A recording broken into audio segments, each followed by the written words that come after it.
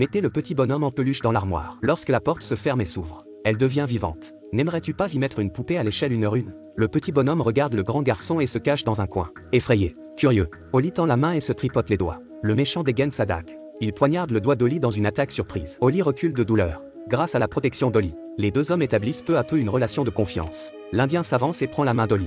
Après l'avoir posée sur la table, Oli fouille dans une armoire et trouve une tente jouet. Il la met dans l'armoire et la sort. Et comme par hasard, elle devint une vraie tente. Le petit homme dormit dans la tente. Mais Oli ne pouvait pas dormir. Il trouva d'autres jouets et les mit à l'intérieur. Il en résulta une scène dramatique. T-Rex contre Dark Vador. Team America contre Iron Man. Et il y a une fusillade en arrière-plan. En voyant la scène devenir incontrôlable, il a été tellement effrayé qu'il les a retournés. Allongé sur son lit, il était en état de choc. Le lendemain matin, l'Indien s'est assis sur le bord de son lit et réveilla Oli de son sommeil. Il pensait que la tente ne lui convenait pas. Il voulait l'échanger contre un cottage. Oli accepte avec enthousiasme. J'ai emmené le petit homme à l'extérieur. Pour les Indiens du monde miniature, l'herbe s'est transformée en arbre. Pendant que le garçon préparait les outils pour construire la maison, l'Indien a failli être mangé par un oiseau. Oli, effrayé, s'est empressé de mettre le petit bonhomme sur un plateau et le ramena dans la chambre. L'Indien en sortit en boitant. L'oiseau lui avait donné un coup de bec. Que pouvons-nous faire? Oli a une idée. Il y a un Toubib ici. C'est une bonne idée de le réanimer. Oli prend le jouet et va soigner l'Indien. Il a un petit médicament pour ça. Oli a pris ses jumelles et a regardé. Il est guéri. Puis il a remis l'infirmier en place. Puis il a pris un petit homme avec une hache et l'a mis dedans. Avant que le méchant ne puisse réagir, Oli a attrapé la hache et l'a retournée. Il l'a jetée. S'est retourné et l'a donnée à l'Indien. Il engagea une pelleteuse pour l'aider à construire sa maison. Quand Oli est retourné à l'école, il a écrit un essai sur son expérience. Il a écrit une dissertation sur son expérience. Le professeur l'a félicité pour son imagination. Après l'école, Oli se précipite chez lui à une vitesse de 10 mètres par seconde. Il trouva ses deux frères en train de travailler sur la maison. Pour éviter que le secret ne soit découvert, Oli a donné un coup de pied dans la balle de hamster de son frère. C'est ainsi qu'il les a fait fuir. L'Indien grelottait sous le radiateur. Oli avait peur de se sentir seul. Il a ramené un vieil Indien. Mais le vieil homme n'avait jamais vu un homme aussi grand. Il a eu une crise cardiaque et est mort sur le coup. Selon leur coutume, une personne doit être enterrée dans la terre. Après avoir enterré le vieil homme, Oli ressuscita un élan. Il le relâcha dans la prairie pour que les Indiens puissent le chasser. Ce jour-là, Oli ramena son bon ami Patrick à la maison. Il lui révéla le secret de l'armoire. Et Patrick profita de l'absence d'Oli. Patrick a jeté un costume de cow-boy dans l'armoire. Et au moment où il a ouvert la porte, un cow-boy à cheval est sorti. Et il est ivre. Patrick le regarde avec curiosité. Le cow-boy le prend pour un conducteur ivre.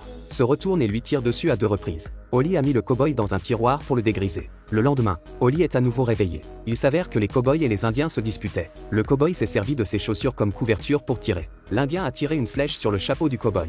Oli se leva pour mettre fin à la bagarre. Il craignait qu'ils ne se battent à nouveau dans la maison. Il les mit dans un sac et les emmena à l'école avec lui. Et marcha prudemment, de peur de secouer les 2 petits hommes à mort. Patrick voulait qu'Oli les montre à ses camarades de classe. Mais Oli ne voulait pas. Ils se sont battus. Le professeur s'est approché pour demander ce qui se passait et pour vérifier ses poches. Heureusement, tous deux sont restés immobiles et ont fait semblant d'être des jouets. Ils n'ont donc pas été pris. Lorsqu'ils sont rentrés de l'école, Oli a sorti une autre fille pour le ressusciter. Pour être la belle-fille de l'Indien. Le cow-boy était si inquiet. Il était sur le point de le mettre dans son casier quand il s'est rendu compte qu'il avait disparu. Il s'est avéré que son frère l'avait caché. Oli a cherché dans l'armoire. Finalement, il trouva le casier dans l'escalier. Mais la clé est tombée accidentellement dans les fissures du sol. Oli a essayé de la récupérer avec ses mains et un couteau. Mais ça n'a pas marché. L'Indien n'en peut plus. Il ne pouvait pas se permettre de perdre sa belle-fille. Alors il est allé sous le plancher. Mais à ce moment-là, une silhouette grise est apparue sous le plancher. C'était si horrible qu'Oli en a pleuré. Soudain, une réponse est venue de l'intérieur. Oli s'est baissé et a accroché l'Indien, avec une clé attachée à son pied. Il essayait juste de reprendre son souffle. Le soir, Oli regardait la télévision. On y voyait des cow-boys dépouiller les indigènes. Et quand il a vu son compagnon se faire voler, l'Indien ne pouvait pas rester assis. Il a tiré un coup d'épée sur le cow-boy. Oli éteint la télé et ressuscite l'infirmier. Il ressuscite le médecin. Et avec quelques soins, il lui a sauvé la vie. L'Indien était désolé. Il s'est occupé du cow-boy.